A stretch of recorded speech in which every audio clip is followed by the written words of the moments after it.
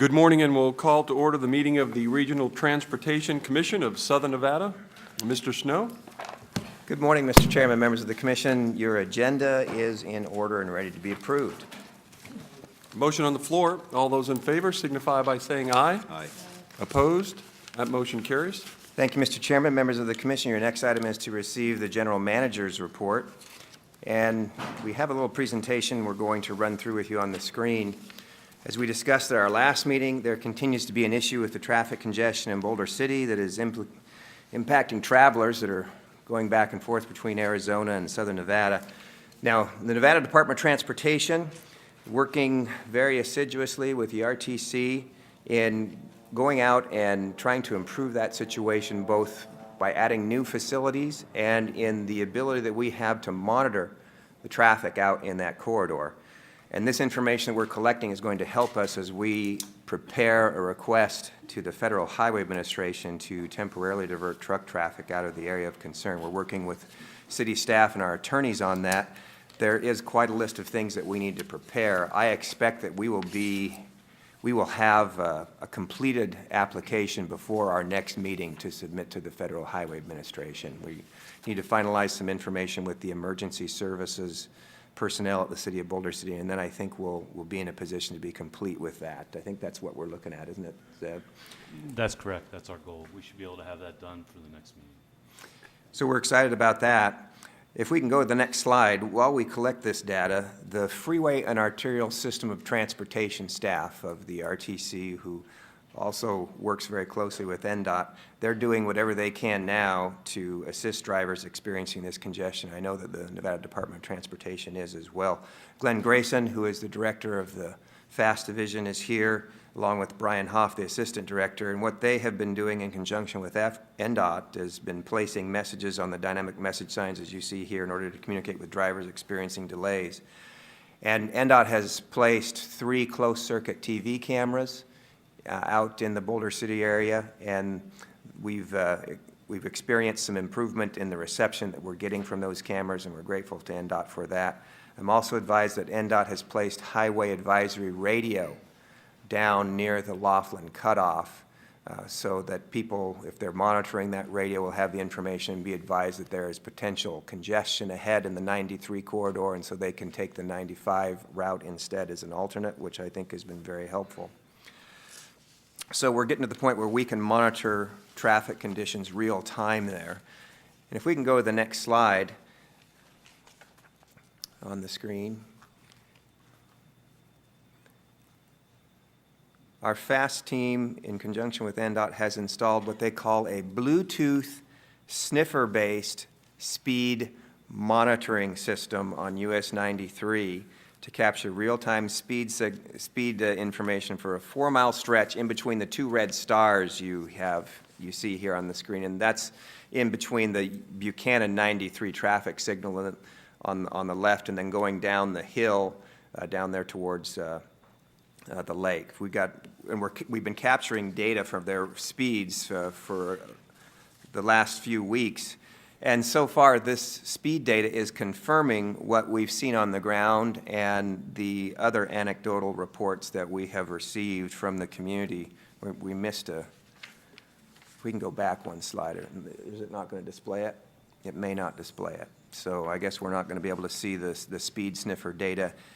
There it is right there. You can see from some of those sharp points there that there are significant delays still for drivers traveling on US 93. There have been several instances of traffic breakdown, the most serious being on midday Friday, January the 28th. And there is a very strong correlation with the amount of truck traffic that we can count. We can differentiate between trucks and cars with this sniffer-based Bluetooth system.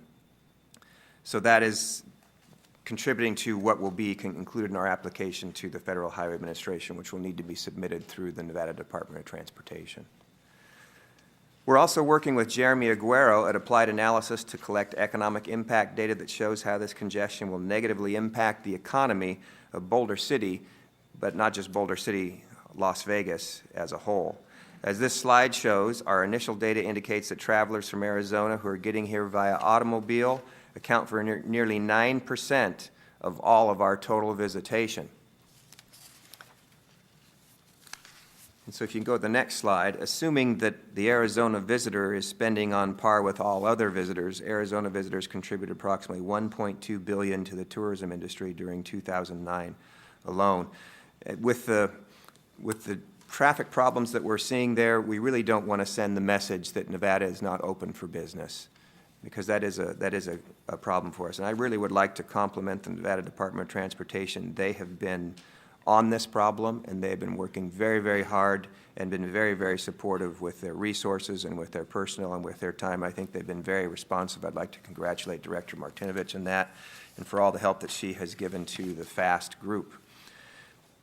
And while all this work is important, we will continue to work with our partners at the congressional delegation and with FHWA and with NDOT on what we feel is the true long-term solution, which is Interstate 11, which provide an interstate connection between Nevada and Arizona, and hopefully in the future, through northern Nevada up through Oregon and Washington, we'd have an interstate connection that would connect Mexico through Canada would be connected through Las Vegas and through Reno. We think that is the ultimate solution here, and that's the update that we have for the General Manager's report. Mr. Chairman, we're available for any questions or comments if there are any.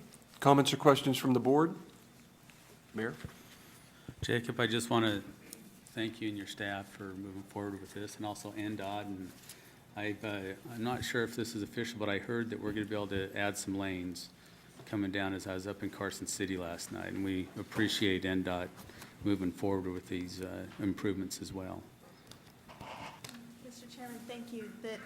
That was the one thing I wanted to mention, is that we've expedited a project to add both northbound and southbound widening through that corridor, the throat where it currently is 2 lanes. We've made the decision not to utilize federal funds through there, because then that gets us out of the challenges of the NEPA document and the right-of-way certification. So we're fast-tracking it and hope to have something about a $10–11 million project out on the street at the end of summer timeframe to start construction.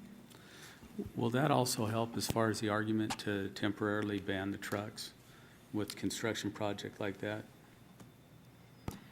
We'll try to spin it any way we can to help move that. I think we could probably put our heads together and make a good argument to that effect. And I think NDOT really has stepped up to the plate here and doing a great job. They really need to be congratulated, and we appreciate their support all around. Well, thank you. Mayor Goodman? Thank you. Mr. Snow, I think when you put in the travel and tourism impact component, that if this were brought to the attention of the casinos, basically the gaming engine that drives everything around here, I think that they would come on board and exert whatever influence they have in order to get this thing resolved, because those are big numbers we're talking about. I had no idea that we would be putting in jeopardy, in effect, that much income, both direct and indirect, in the community here. So if you need any assistance with the Convention Authority and the folks who are on there, I think that you might want to make a little presentation and show them at least those 2 slides, because these are very compelling. Thank you, Mr. Chairman. Through you to the good mayor. We understand if anybody goes and makes a presentation to the LVCVA, it has to be a little presentation. So It has to be short, that's for sure, not little. okay. Well, we don't want to make any small plans when it comes to Interstate 11, but we certainly can make a very brief presentation, because the data are compelling. About 11% of all the visitors come from Arizona, but almost 90% of them drive, and they drive on that route. So it's a very important route for us. And if we can get it upgraded in the future, then it's just going to generate that much more business for us here in Southern Nevada. We'd love to make a very short. Would you like me to take care of that, or do you want to take care of that? I'd like you to take care of that, since Okay, you're the fine. chairman, and we'll be happy to. And I will do that. I'll have Mr. Rallencotter give you a call and make sure you're on our next agenda. Thank you very much. Good.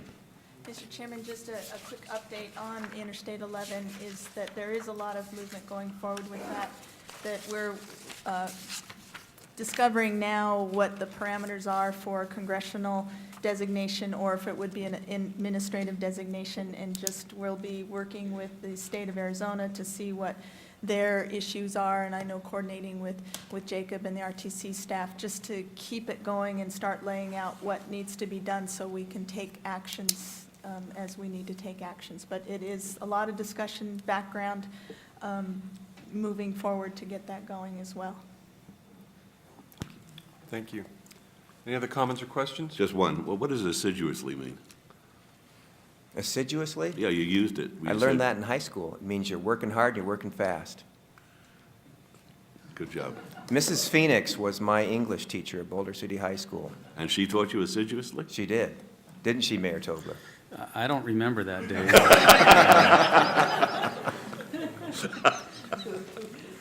She was a good teacher, though. With that, Mr. Chairman, that constitutes the General Manager's report. Next month, we'll be sure to have a new vocabulary word on the agenda to discuss. Thank you. The next portion of your agenda is to receive the consent agenda, which is made up of items 3 through 36, which may be taken in one motion. Pleasure of the board. There's a motion on the floor. All those in favor signify by saying aye. Opposed? Motion carries.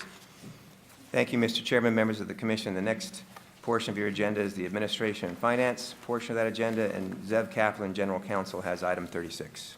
Yeah, item 36, Mr. Chairman, members of the commission, is to approve the recommendation of the evaluation committee regarding the performance of the general manager for the period of January 1st, 2010 through December 31st, 2010. The subcommittee met on November 10th, 2010. The members were Larry Brown, the chairman, Commissioner David Bennett, and Commissioner Chris Gianchiolani. The purpose of the committee was to review the performance of the general manager. Actually, the committee was appointed on November 10th at the board meeting. The committee met on January 6th, 2011, at which time they reviewed the performance of the general manager, provided guidance for the next evaluation period, and made a recommendation not to adjust the general manager's compensation. I'd just like to also add that contractually, Mr. Snow has been entitled to a 3% cost of living adjustment for the past 3 years, and he has waived receipt of that through these past 3 years. Comments or questions from the board? Well, I'd just like to thank Jacob and the staff of the RTC for their leadership in accomplishing so many things that have impacted our valley and in a positive way. I know that in this past year, you've launched the transit program, which includes the Downtown Express, the Centennial Express, and now Boulder Highway Express is underway as well, and we're grateful for that out in Henderson. I know that you have a 95% performance rating, and that's huge with regards to the transit system. Also, getting the Bonneville Transit Station open and working on the UNLV transit location is important. And I understand in the Club Ride program, you have 20,000 riders participating in 2010, and that's huge. And I also want to compliment you for the efforts you've made in the area of sustainability and with the adoption of the Complete Streets study, which I think is wonderful, and the RTC cost-saving measures across the board. And obviously, the Bonneville Transit Station is a lead gold building, and we're excited about that. And then the wonderful things that are happening around the FAST system in the valley. And I know I'm just touching a few of the things that you all have accomplished, but it's huge.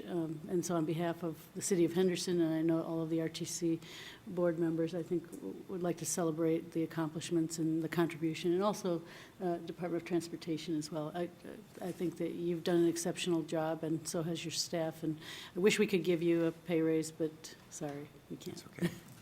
Thank you. Thank you. Mr. Chairman, I would like to echo the compliments of Jacob and Tina and all the RTC staff. We have such a great relationship, a good collaborative relationship, and there are times when we don't agree, but there are lots of times when we work together because we all know the end goal, and just having that open communication really does do well for transportation in this valley. So I thank Jacob and all of his staff. I mean, Tina said it the other day, it's like, these are the great times in working together, so thank you. Thanks. Other comments or questions?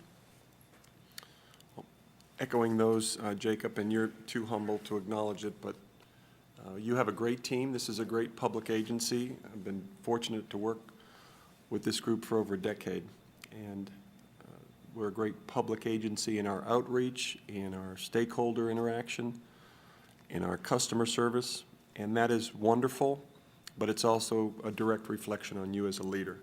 Your commitment not only to the RTC but to the community at large is to be commended. You're a great public administrator, and it's a pleasure working with you day in and day out.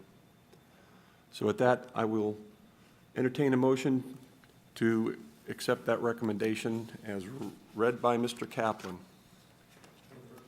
Motion on the floor. All those in favor signify by saying aye. Opposed? Motion carries. Thank you, Mr. Chairman, members of the commission. We do have a great staff here. Your next item is citizens' participation, item number 37. Is there anyone wishing to speak to the board this morning?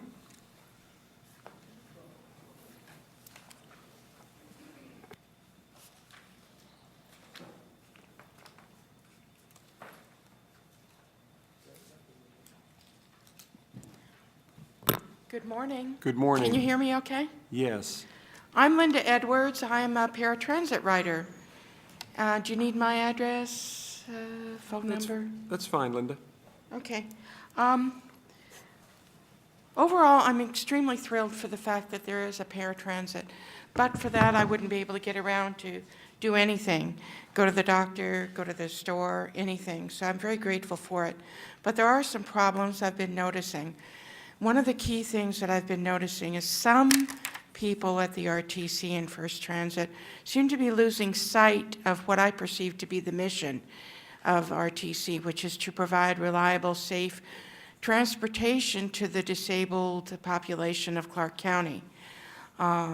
Instead, they seem to be focusing on what's convenient, easy, safe for the driver only.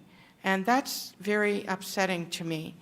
There have been a number of incidents, and I have reported them to comments and to management. And in some cases, the responses have been inappropriate or inadequate. There are some key ones I'd like to bring to the attention of the commission. The first one is easily fixed. There are some brand new buses that are in circulation for the paratransit. They have a step up that's extra on top of the other steps. They need to put, in my opinion, glow tape on that step because people are tripping over those steps. It's not very expensive. It has a certain texture. It also glows in the dark and glows in the light. Years ago, I was in theater, and we were doing Big River, which was completely in the dark in the back, and we had to go up some stairs to a moving stage, and there were people about falling over, and I thought, this isn't good. I told the director, better to put glow tape on those steps so we can see where we're going than for the audience to hear, ah! So anyway, glow tape would be a pretty inexpensive thing to do to help solve the problem of those step-ups that people are tripping on. Okay, there's a couple more. Since about December 16, 2010, when I moved into a new apartment, West Cliff Pine Senior Apartments, which is basically Cimarron and West Cliff area. I think that may be in Mr. Brown's area. It's a lovely place, but there are a lot of people who take the paratransit from that building. It's off Silver Sky Drive, and on or about December 16th, they started refusing to have the buses come on property by the lobby or the clubhouse office to pick us up. Instead, they're requiring us to walk approximately 2 blocks down the sidewalk to the curb of the driveway and Silver Sky Drive. The purpose of that is there was a 1400 bus that got on property. There's only one entrance and one exit, and she had a heck of a time turning the bus around.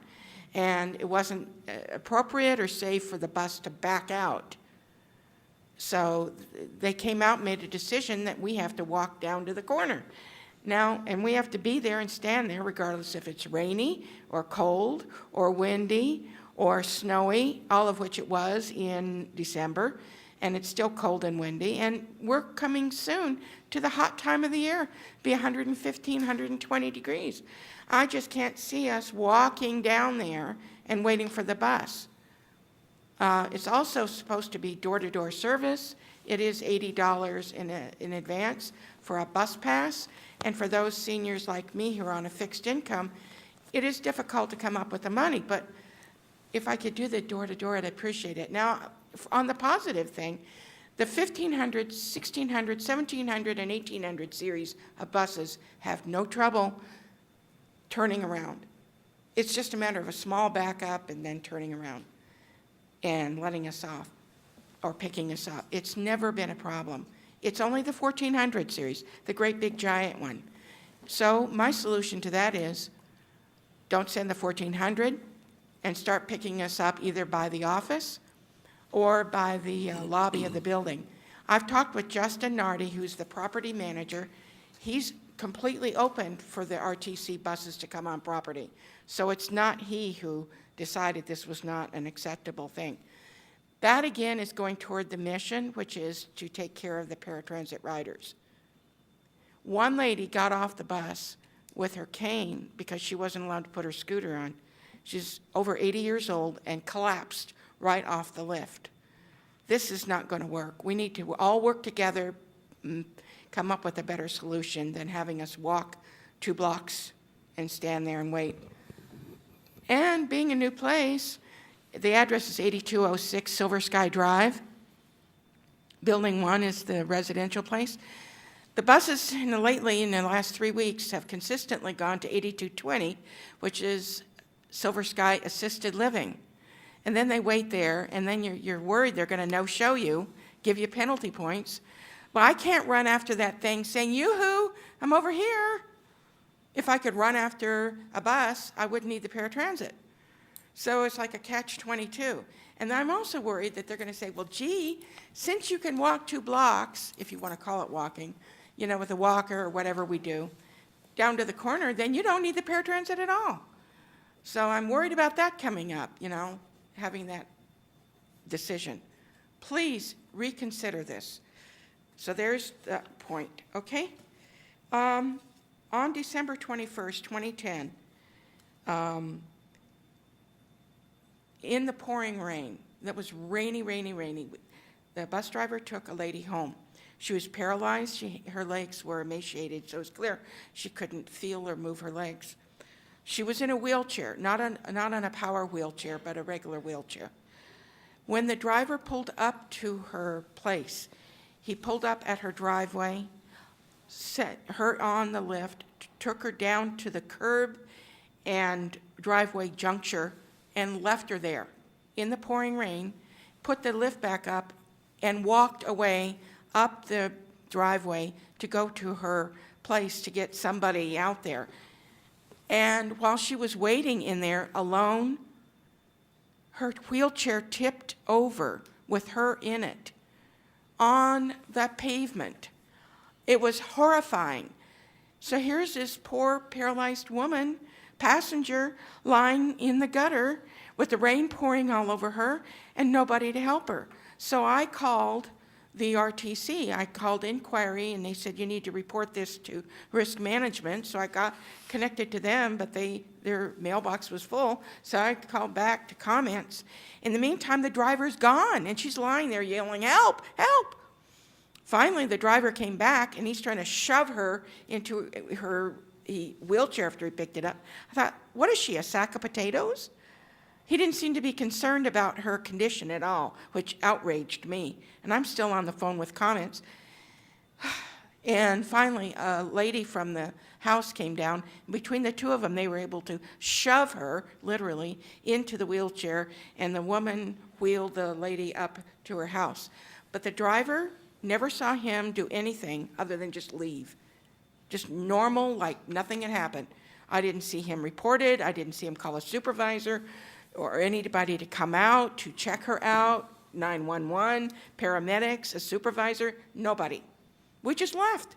And so I'm on the phone, still trying to let them know what had happened. I don't think he ever called it in.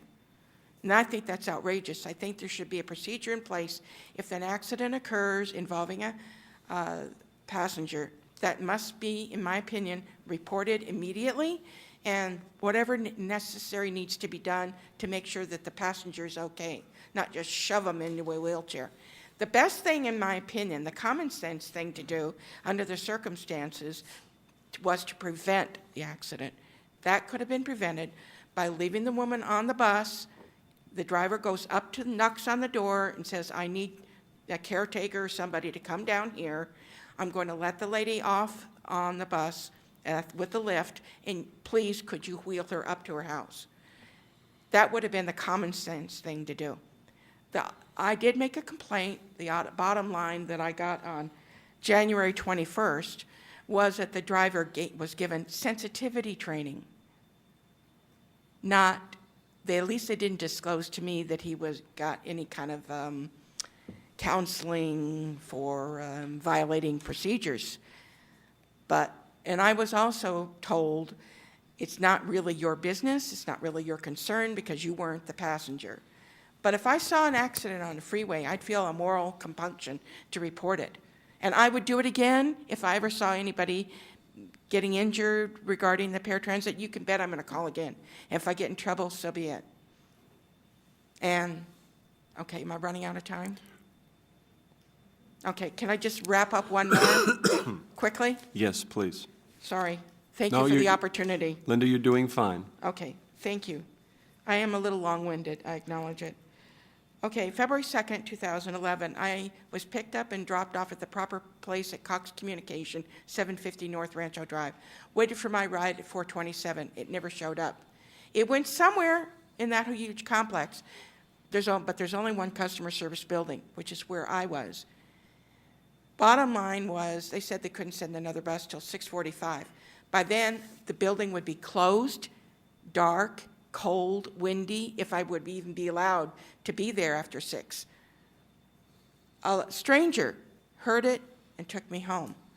But for the stranger, I would have been stranded. So then the rub it is, instead of saying, okay, well, that shouldn't happen, blah, blah, they say now they're going to change the pickup and drop off to suit the driver's convenience because it's better for everybody. Where in the world that would be is beyond me, because there's only one safe place by the handicap parking. The other roadway that circles the building is strictly for the drive-up people who want to pay their bill. The bus can't stop there.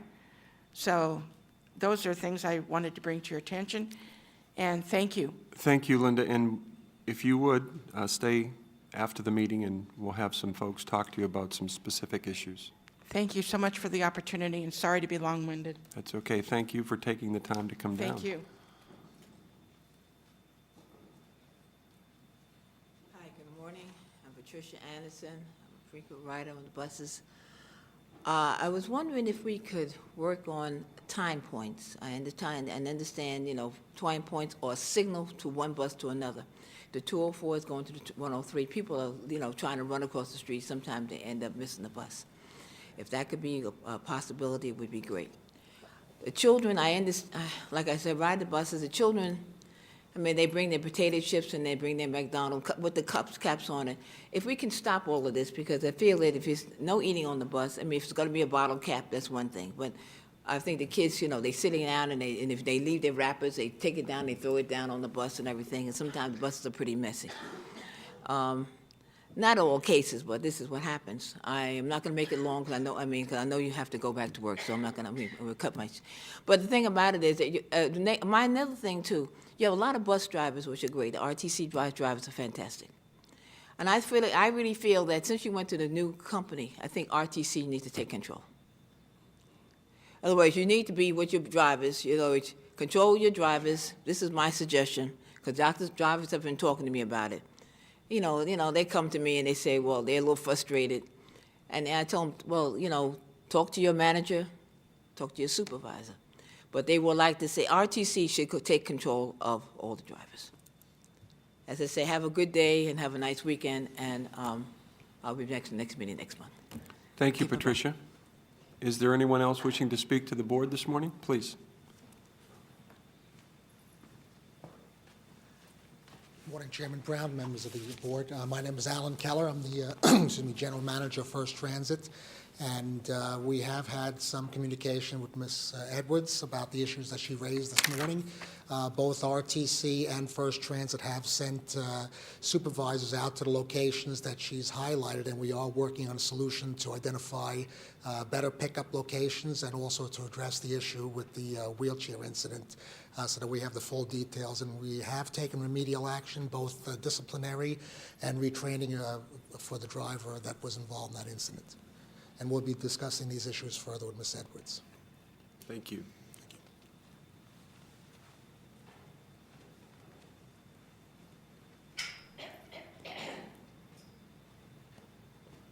Good morning. Good morning, Commissioners. How you guys doing?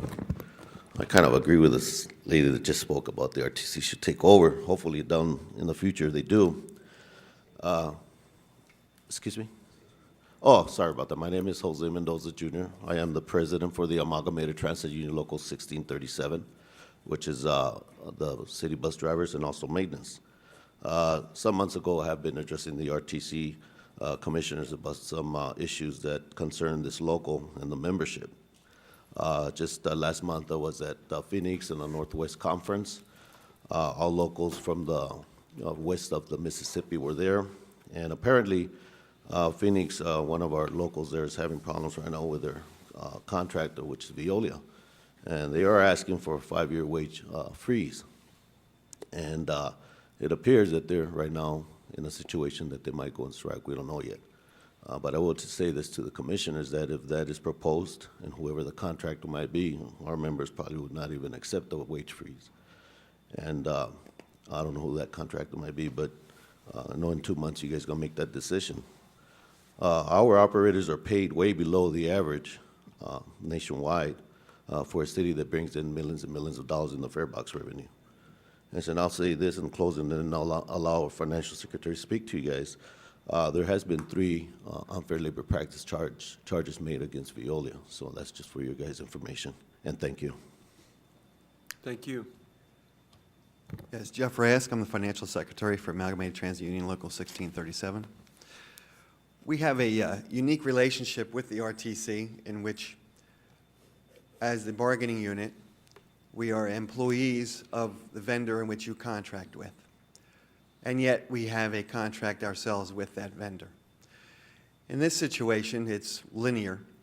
And what we would like to do is present to you in the future, next week, I think, we'll have a paper in which we can show you how we, our bargaining unit, can save millions of dollars for the RTC and the community in tax dollars, and show you how we can separate labor from management, in which we can have a better working relationship with the RTC and also with the management team.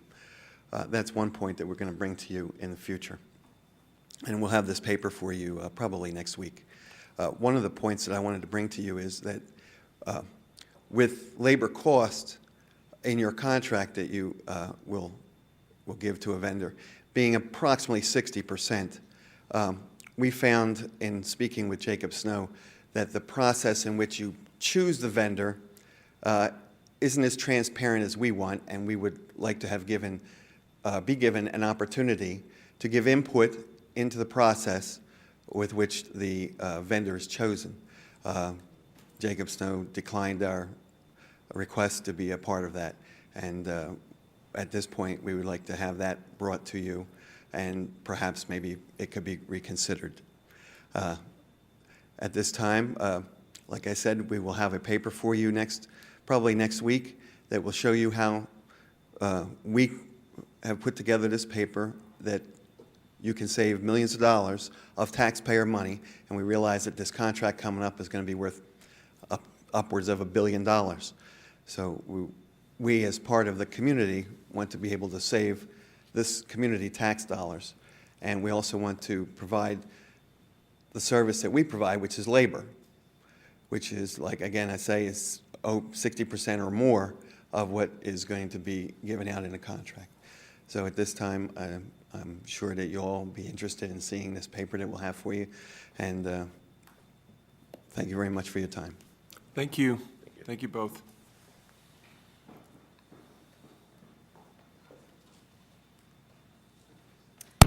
Hi, I'm Desiree Bloom, Escalante International. I'm CEO of that company.